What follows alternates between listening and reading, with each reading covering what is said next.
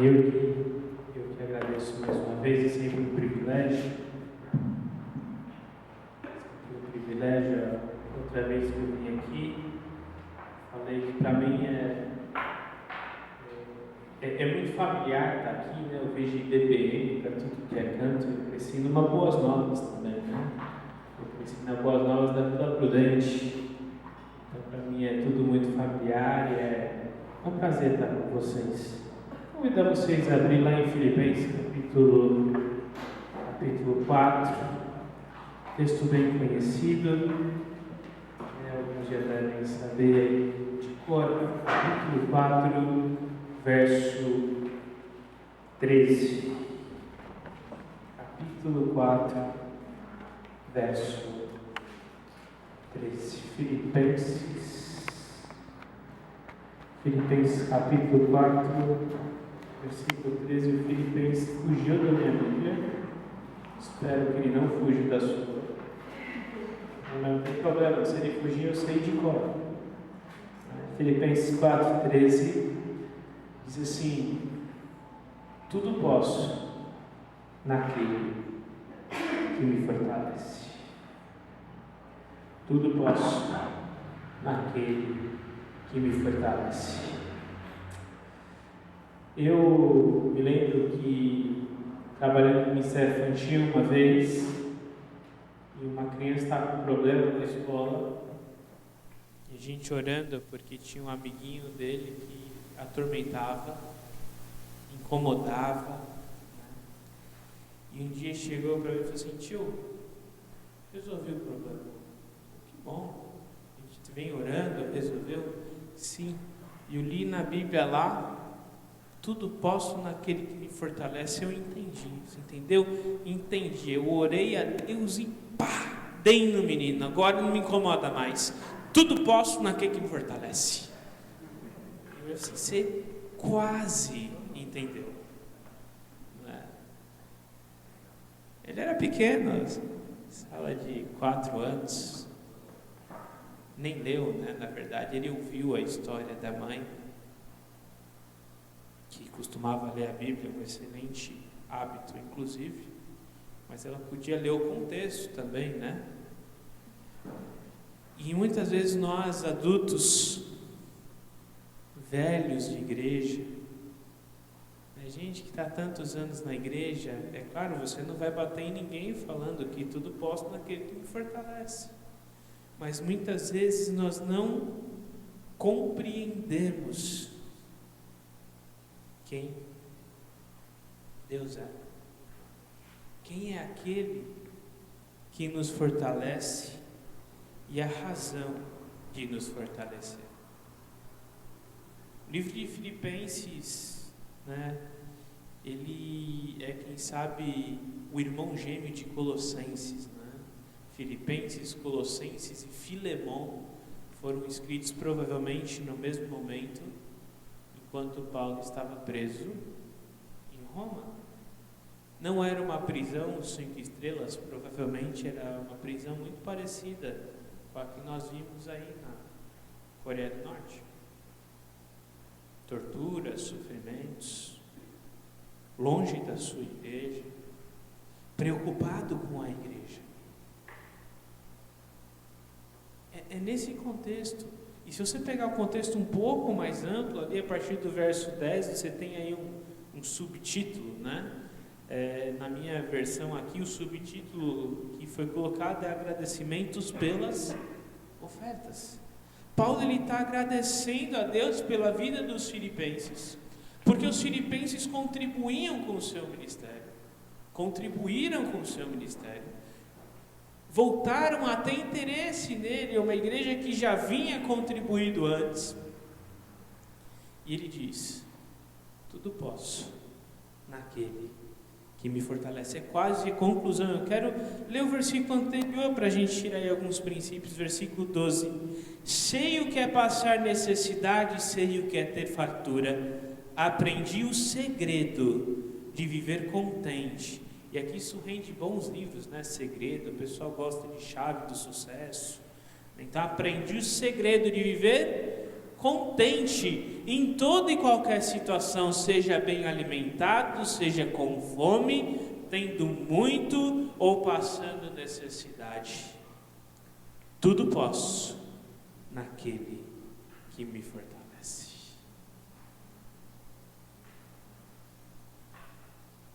Quem que estando tudo bem, quem com seus milhões no banco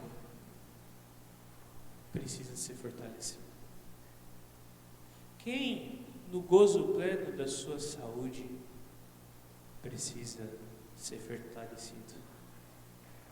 Quem é aquele que no momento bom do seu casamento, do relacionamento com os filhos, precisa ser fortalecido? Dizer que eu posso tudo naquele que me fortalece, por isso eu sou vitorioso, eu vou ser promovido, eu estou bem, não faz sentido. Porque quando tudo vai bem, eu não preciso de força. Eu não preciso de força. Quando tudo vai bem, eu vivo na inércia. Eu vivo segundo um caminho tranquilo. Agora, quando eu estou preso por pregar o Evangelho, quando eu sofri uma injustiça no meu trabalho, quando os meus pais, quem sabe, me decepcionaram, quando o meu marido ou a minha esposa me decepcionou, quando o meu pastor me decepcionou. E se você nunca foi decepcionado pelo seu pastor ou por algum pastor, não se preocupe, você vai. Digo isso na qualidade de pastor. Quando o dinheiro que eu esperava não caiu, mas a conta caiu. É nesse momento em que eu preciso conhecer o segredo. Paulo diz que ele conhece o segredo de viver bem. A carta de Filipenses é conhecida como a carta da alegria, porque só fala de alegria. Então, às vezes eu tenho aquela imagem, eu sempre tive aquela imagem dos filipenses como uma igreja alegre. Mas se essa igreja fosse tão alegre, esse não seria o assunto da carta. Essa carta é enviada exatamente para uma igreja que estava abatida, que vivia conflitos dentro dela e que envolvia a prisão de Paulo. Era uma igreja que estava abatida por causa da prisão de Paulo.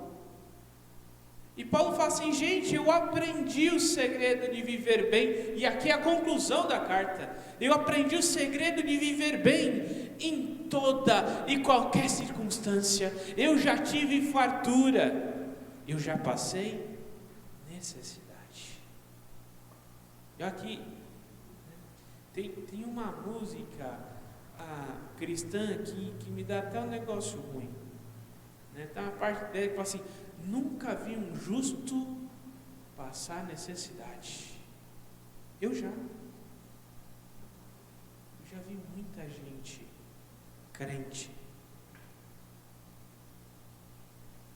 passar necessidade, precisar de ajuda para pagar a conta de luz. Eu já vi. É nesse momento em que o segredo de Paulo faz diferença. E o segredo dele era conhecer quem é Jesus. Porque eu posso tudo, até passar pelo deserto, até passar pelos vales mais difíceis da minha vida, da minha história, pelos vales mais sombrios, porque é Ele que me fortalece.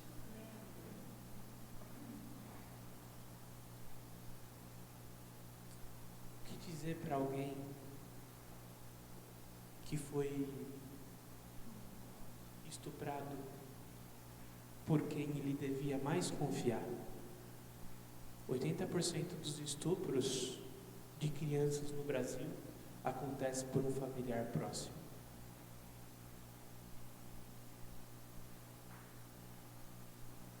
Como essa pessoa pode atravessar isso? É para alguém assim que eu posso dizer: posso tudo naquele que me fortalece. Você precisa conhecer quem pode te fortalecer. É disso que Paulo está falando. Uma vez eu ouvi uma pregação que eu achei o fim do mundo. Alguém falando no rádio. Aí eu parei de ouvir pregação no rádio faz algum tempo. Agora eu só ouço Jovem Pan, coisa da Previdência, né? CBN. Eu virei meio carnal no rádio. É só isso. Eu ouço até a rádio da Disney, mas eu não ouço rádio crente. Eu ouço as músicas na Jovem Pan à tarde, mas eu não ouço rádio crente. O irmão falou assim: Paulo foi preso, sabe por quê? Porque ele não conhecia o princípio de tomar posse da bênção. Rapaz, está corrigindo Paulo? Sério? Não é possível. Não, eu não acreditei.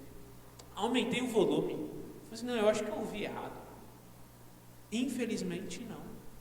Porque se Paulo tivesse tomado posse da bênção, ele não tinha sido preso. E Jesus também não tinha ido no deserto. Para a cruz, então, está todo mundo condenado.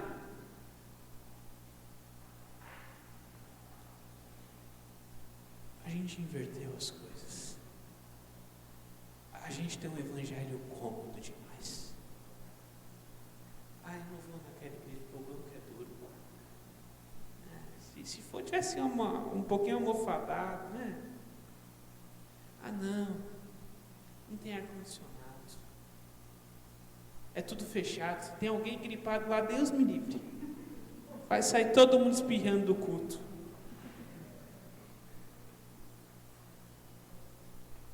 Não vou levar meu filho porque está muito frio. Frio ele vai ficar resfriado. Não vou levar meu filho porque está muito quente, ele vai suar no cultinho. Agora eu não vou levar porque está no meio termo. Então, não dá. Meus irmãos, tem gente precisando de Jesus. Eu e você temos a resposta, mas muitas vezes nós não conhecemos esse segredo de viver bem, de viver grato em toda e qualquer circunstância. Quando eu paro de olhar para a prisão, quando eu paro de olhar a minha volta, quando eu paro de olhar os problemas, quando eu paro de olhar o salário que eu gostaria de ganhar e não chega, quando eu paro de olhar os relacionamentos que não deram certo, e eu olho para aquele que me fortalece, a minha perspectiva muda tudo. Eu posso viver alegre. Versículo 12: sei o que é passar necessidade e sei o que é ter fartura. Eu aprendi o segredo de viver contente em qualquer situação, seja bem alimentado, seja com fome, tendo muito ou passando necessidade. O segredo é: eu posso tudo naquele que me fortalece. Paulo tinha consciência da origem da sua força. A origem do meu ânimo, a origem da minha gratidão é o quê? É o bem-estar? É o banco com dinheiro? É o meu relacionamento? Se eu não estou bem com a minha esposa, nem vou pro culto. Não vou fazer mais nada na minha vida. Eu me divirto com jovem e adolescente. Me divirto mesmo. Especialmente com adolescente. No auge dos seus 14 anos, ele sabe tudo da vida. Ele se apaixona. E como 98% dos namoros adolescentes não termina em casamento, o namoro termina, minha vida acabou.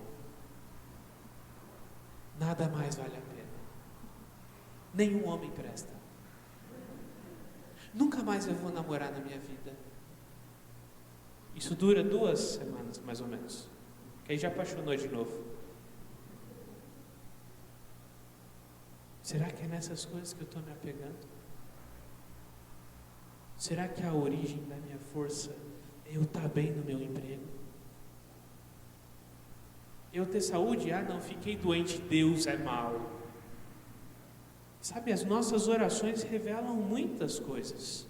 Eu me lembro de 2014, minha mãe teve coma induzida por uma infecção generalizada. E num testemunho, eu contando a alguém, eu me peguei cometendo um erro. Eu falei o seguinte: olha, Deus é bom, ela sobreviveu. E se ela não tivesse sobrevivido, ele deixaria de ser bom? Não. Ele também seria bom. E ela estaria com ele. Deus não é bom porque Ele atendeu o meu pedido, Ele é bom porque Ele é bom. Faz parte da sua natureza. E sendo parte da sua natureza, pode ser a origem da minha força. Ele é bom independente da circunstância. Ele me sustenta, comigo tendo sucesso ou não. Quando um negócio dá errado, quando a minha empresa fale, e eu estou culpando o governo, porque a culpa é do imposto, ou de qualquer outra coisa, a culpa é do meu sócio, a culpa é do meu funcionário, a culpa é do cliente, sei lá, a culpa é de todo mundo, menos minha, né? É a filosofia do Homer Simpson, né? Se a culpa é minha, eu dou para quem eu quiser. A gente faz isso, faz parte da nossa natureza, não é? O primeiro homem fez isso. A culpa é da mulher que tu me deste. Mulher, agora a serpente olhou para um lado e não deu. A gente sempre põe a culpa no outro. Quando a gente precisa enfrentar a situação e falar assim: Senhor, o Senhor é a origem da minha força, o Senhor é aquele que me sustenta, o Senhor é aquele que um dia me alcançou, me dá ânimo, renova o ânimo, me dá força, deixa eu entrar naquela igreja de cabeça erguida, eu quero adorar o Senhor, porque mesmo na tempestade, mesmo no tempo difícil, o Senhor é o meu Deus. Eu não confio em nada mais que não seja o Senhor. Não, porque agora Bolsonaro entrou, vai ser as 1000 maravilhas, o paraíso do Brasil. A culpa era do PT, e agora? E pode entrar qualquer outro. O mundo jaz no maligno. O mundo já não... Minha confiança não está na política, graças a Deus. A minha confiança não está em partidos. A minha confiança não está na economia. A minha confiança está no Senhor, que está muito além da economia, muito além da política. Ele está acima de tudo isso, Ele está acima do tempo, Ele está acima do espaço, Ele está acima de qualquer lei, porque Ele fez as leis físicas. Ele é a minha fonte, Ele é o meu sustento. E mais do que isso, mais incrível do que tudo isso, Ele é um Senhor que se identifica comigo, com você, e por isso Ele pode ser a origem da nossa força. Vamos pular lá para Hebreus capítulo 4. Hebreus capítulo 4, versos 14 a 16, a gente vai entender porque esse Jesus era a origem da força de Paulo e pode ser a origem da minha e da sua força. Verso 14 ao 16. Portanto, visto que temos um grande sumo sacerdote que adentrou os céus, Jesus, o Filho de Deus, apeguemo-nos com toda a firmeza à fé que professamos, Pois não temos um sumo sacerdote que não possa compadecer-se de nossas fraquezas, mas sim alguém que, como nós, passou por todo tipo de tentação, porém sem pecado. Assim sendo, aproximemo-nos do trono da graça com toda a confiança, a fim de recebermos a misericórdia e encontrarmos graça para que nos ajude no momento de necessidade.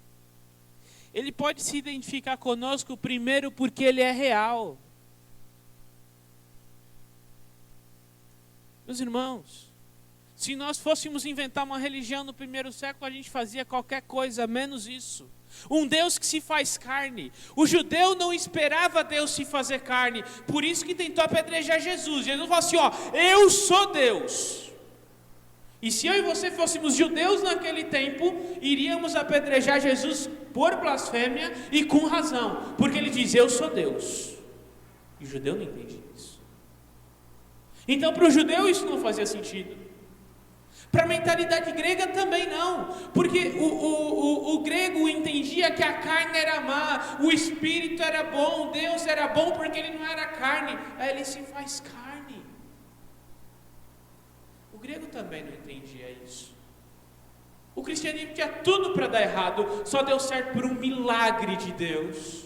Culturalmente, ele não fazia sentido no primeiro século e não faz sentido hoje.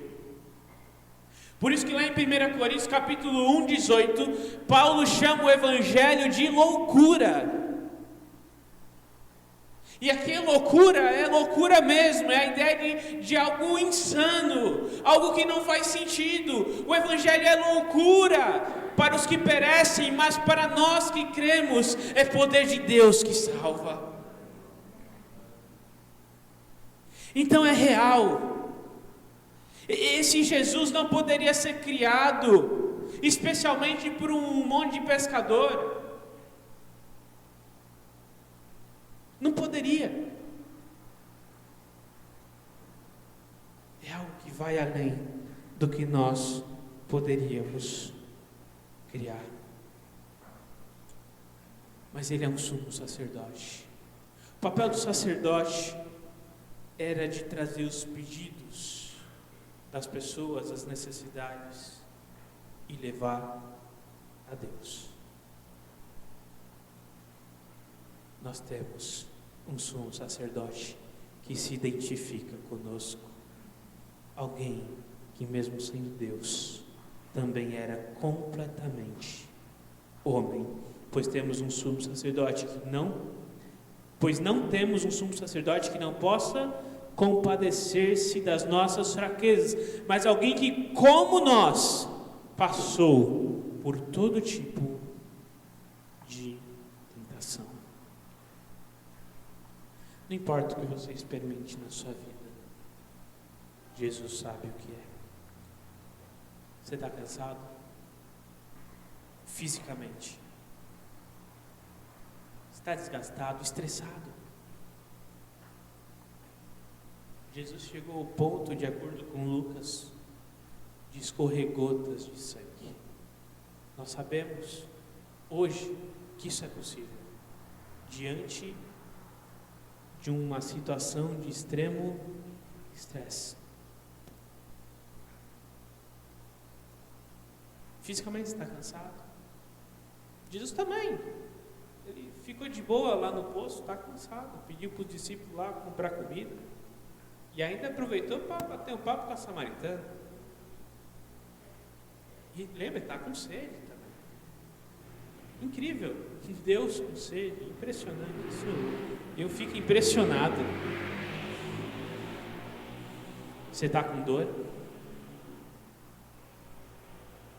Desconfio que Jesus sabe o que é sentir dor. É porque a crucificação era a pior morte conhecida, que os romanos aperfeiçoaram. E eram para os piores bandidos. A gente olha às vezes, o ladrão na cruz e pensa que os romanos pegaram 2 trombadinhas, vamos crucificar 2 trombadinhas aqui. Não. Crucificação era para quem estava traindo o império. Era exemplo. Jesus se enquadra nisso e é condenado como alguém miserável, alguém terrível, e por isso sofreu muito. Jesus sabe o que é sentir dor. Você já se sentiu sozinho? Já sentiu que você pediu ajuda para alguém para caminhar com você e essa pessoa dormiu? Jesus sabe o que é isso. Pediu para os seus discípulos mais próximos, mais chegados, orarem com ele. Os caras tiraram o cochilo. Já se sentiu sozinho? Você já se sentiu traído por alguém? Hoje é moda, né? Se você é coach, você cita Jesus. Jesus é o mestre dos coach. Coach gospel, né? Coisa de doido. Eu não usaria Jesus como coach. Não usaria. Pensa comigo. Você tem 12 camaradas junto com você. Um trai. Então o marketing já não está muito bom. O outro nega que te conhecia. Ficou meio ruim. 2. Um trai, um nega. 9. Ó, coisa apertou aqui no chão. E um fica atrás da mãe de Jesus. Era o mais novinho, deu aquela disfarçada, ninguém levava muito a sério. Deixa, o Joãozinho, né? Deixa o Joãozinho pra lá. Não ficou um. Que raio de coach é esse? Foi traído, foi abandonado pelos mais próximos, aqueles que ele investiu por 3 anos. Se você é líder de ministério, talvez você já sentiu o que é isso. Você preparar uma pessoa, só assim, ó, esse aqui vai fazer o negócio bombar. Agora esse ministério vai para frente. Ó, com esse camarada aqui, e aí a hora que chega na hora, ele foi para o concorrente, é mais gente, tal, preparei aqui, não foi para lá. Ele não era exatamente, né? Se fingiu para fazer o negócio, depois atrapalhou tudo. Frustração. Você tem sentido frustração, expectativa que não tem sido atingida dia após dia, seja nos seus relacionamentos, seja no seu casamento, seja na sua empresa, seja no seu trabalho, na faculdade. Você tem sentido isso? Jesus sabe o que é isso e Ele pode ser a fonte da sua força, exatamente porque Ele se identifica com você. Ele se tornou carne, sendo Deus Ele se tornou carne, experimentou as limitações que nós experimentamos e agora Ele pode ser a fonte da nossa força, a fonte da nossa alegria, a fonte do nosso entusiasmo, a fonte da nossa adoração. Jesus é o centro de tudo e Ele tem que ser o centro da minha e da sua história. Esse era o segredo de Paulo. Eu me sinto alegre em toda e qualquer circunstância, porque eu conheço a fonte da minha alegria, é Cristo Jesus, nada mais. Então eu posso estar preso numa cadeia, eu posso estar preso em correntes, porque eu sei quem é Cristo. Eu sei o que Ele fez por mim. Mesmo quando eu sou tentado, mesmo quando eu caio.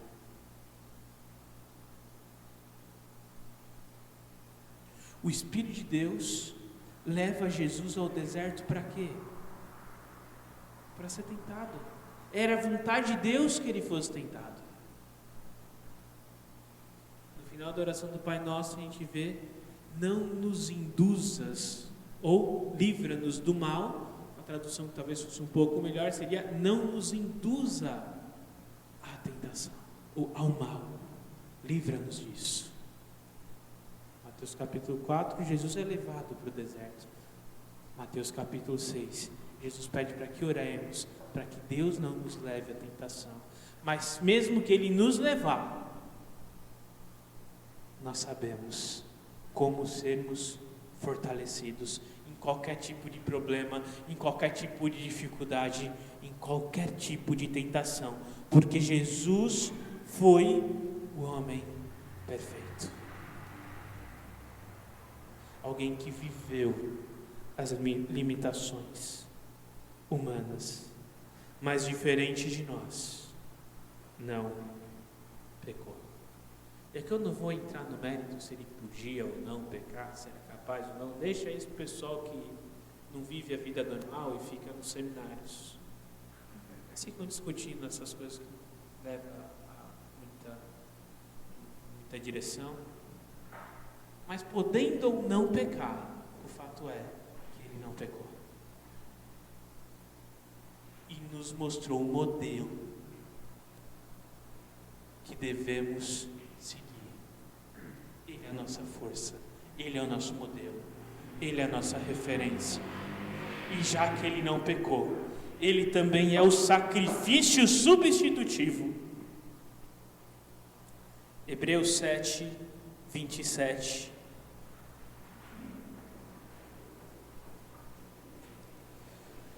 Hebreus 7, 27. Ao contrário dos outros sumos sacerdotes, ele não tem necessidade de oferecer sacrifícios dia após dia, primeiro por seus próprios pecados e depois pelos pecados do povo. E ele o fez uma vez por todas, quando a si mesmo se ofereceu. E se eu me emocionar, você me perdoe, porque a salvação me emociona. A salvação me emociona. Ele pode ser a minha força no tempo de tribulação, porque Ele assumiu o meu lugar, não para que eu fosse promovido, não para que eu tivesse uma casa bonita, não para que eu tivesse o carro do ano, não para que eu tivesse o último iPhone, que é quase o preço do carro do ano,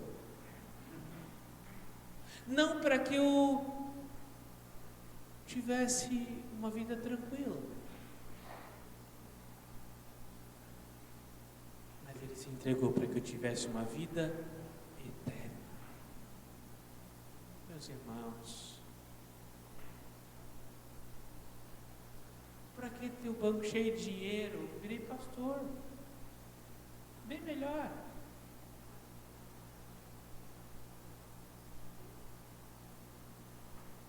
Ter promoção é algo tão pequeno perto da eternidade. Sofrer tortura por Cristo Jesus é algo tão pequeno perto da eternidade. Em Romanos, Paulo vai dizer o seguinte: essas leves e momentâneas tribulações não se comparam com a glória futura. Paulo está chamando de leve e momentânea tribulação aqui, meus irmãos. Eles estavam no coração do Império Romano. Falavam de um Jesus que era o único Senhor. Porque a palavra de Senhor ali, traduzida por Kyrios, era a palavra usada para o imperador. O imperador é Kyrios. E aí fala assim, é isso aí, crente? Não, imperador não. Jesus é Kyrios. Esse é o único motivo porque crente foi perseguido. Porque se ele falasse assim, não, beleza, o imperador é, Zeus é, Netuno é, e Jesus também, sucesso, já tinha 30 deuses, que custa por mais um. Mas crente é teimoso. Crente é teimoso, o que ele faz? Não, ninguém é, só Jesus. Ele estava no coração do império, derrubando uma barreira social, uma coluna que sustentava o império.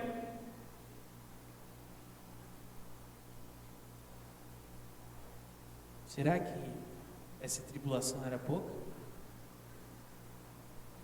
Provavelmente não. Mas pior que essa tribulação se tornasse,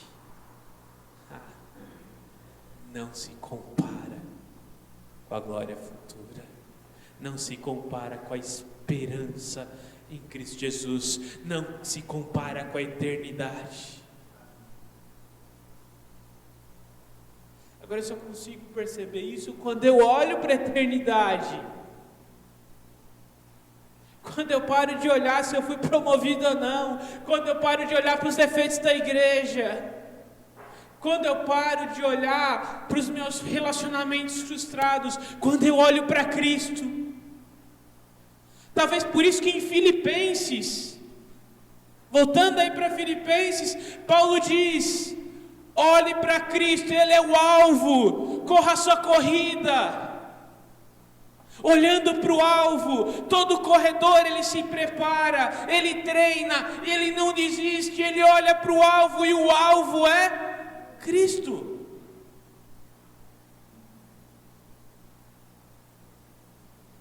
Fico até doido quando estou no pequeno grupo lá de jovens, né, que tem uma música, né, a gente tem um alvo evangelístico, e sempre que eu pergunto do alvo evangelístico, eles citam aquela música, né, meu alvo é Cristo. O pessoal mais jovem gosta das músicas mais agitadas. Meu alvo é Cristo. Meu alvo tem que ser Cristo. Ele é o início, Ele é o processo, Ele é o fim. Cristo é tudo em todos. Eu não preciso de mais nada que não seja Cristo, porque Ele me fortalece, porque Ele é o sumo sacerdote, porque Ele experimentou as fraquezas que eu ainda não experimentei, e que quando eu experimentar eu vou poder dizer: Jesus experimentou, Ele é a minha referência, é nele que eu confio, e não tem problema grande demais que eu venha enfrentar que se compare com o benefício da obra salvadora que um dia Ele me entregou. Ele foi o sacrifício substitutivo. Ele assumiu o meu e o seu lugar, quando nós não merecíamos. Olha em Romanos capítulo 5, verso 8, vai dizer: mas Deus demonstra o seu amor por nós, quando Cristo tomou o nosso lugar, quando ainda éramos pecadores. Em Efésios, Paulo vai dizer, lá no capítulo 3, se eu não me engano, que nós éramos dignos da ira de Deus, que estávamos cegos pelo príncipe do poder do ar, no capítulo 2. Mas agora a cegueira caiu, a ira desceu sobre o Filho, e agora eu e você podemos entrar no Santo dos Santos com liberdade. Eu e você podemos desfrutar desse segredo, que é conhecer e confiar na pessoa bendita de Cristo Jesus. Eu fui redimido, ou seja, eu fui comprado pelo sacrifício de Cristo.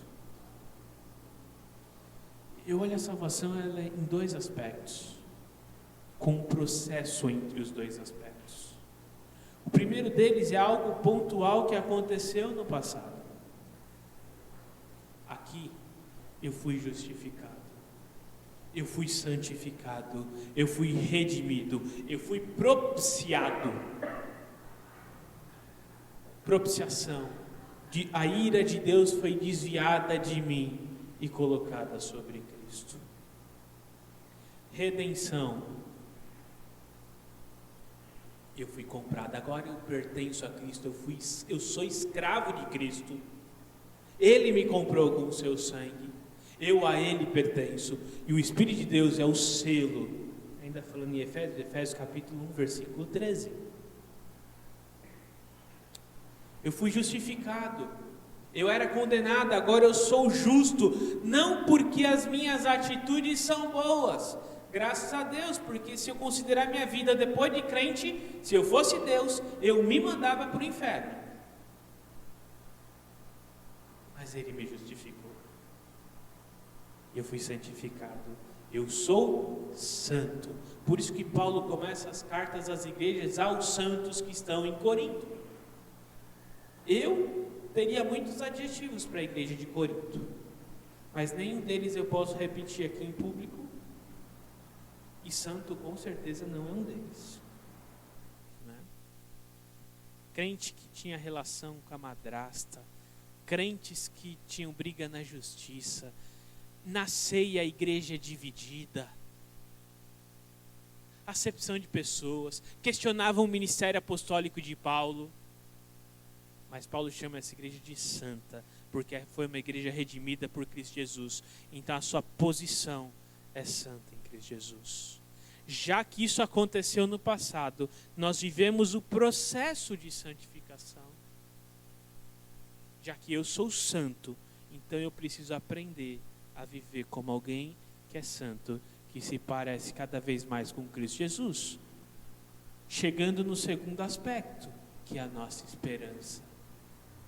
Lá em Filipenses capítulo 1, verso 6, diz que Deus, diz que a boa obra que começou, Deus vai completá-la no dia de Cristo. A minha natureza má, ela vai embora. Quando? Na glorificação. Nós que estivermos vivos, seremos transformados. E aqueles que morreram em Cristo serão ressuscitados com corpo glorificado. Como Paulo descreve aos Coríntios, vai sair esse corpo coberto de corruptibilidade e virá um corpo coberto de incorruptibilidade. Aqui se completa a salvação, aqui é derrotado todo o mal, aqui a natureza pecaminosa cai e a eternidade começa. Um corpo incorruptível, alegria plena, relacionamento pleno, vida plena com Deus. Não tem sofrimento que chega perto da bênção, que é esse momento. Então, voltando lá no início, eu posso tudo naquele que me fortalece. Sim, eu posso tudo naquele que me fortalece, quando eu entender quem, não o quê, quem é a fonte da minha força. A fonte da minha força é um relacionamento pleno com esse Deus homem que se identifica comigo e que se ofereceu no meu lugar para que eu desfrutasse a eternidade. Cristo é a fonte da minha força. Se Ele é a fonte da minha força, então eu posso tudo naquele que me fortalece. E todos abaixem as cabeças. Uma pregação como essa é gostosa de se fazer, é bonita, é boa até de se ouvir. Mas muitas vezes nas nossas vidas, no nosso dia a dia, nós precisamos de força. Quem sabe você entrou por essas portas, falando assim, é a minha última tentativa. Você entrou com casamento destruído, você entrou com relacionamentos quebrados, você entrou abatido, você entrou sem força, você entrou se sentindo sozinho. Eu quero orar por você. Aí onde você está mesmo, se você quer que eu ore por você, quer se colocar diante de Deus, Senhor, eu preciso de força. Eu estou num momento difícil. E talvez eu nem consiga enxergar essa força com clareza, mas eu quero. Você sim, pastor, ore por mim. Eu quero pedir que você se coloque em pé. Não se importa com quem está ao seu lado. Se você gostaria dessa oração, eu quero desafiar que você se coloque em pé agora. Eu não vou me alongar nesse pedido.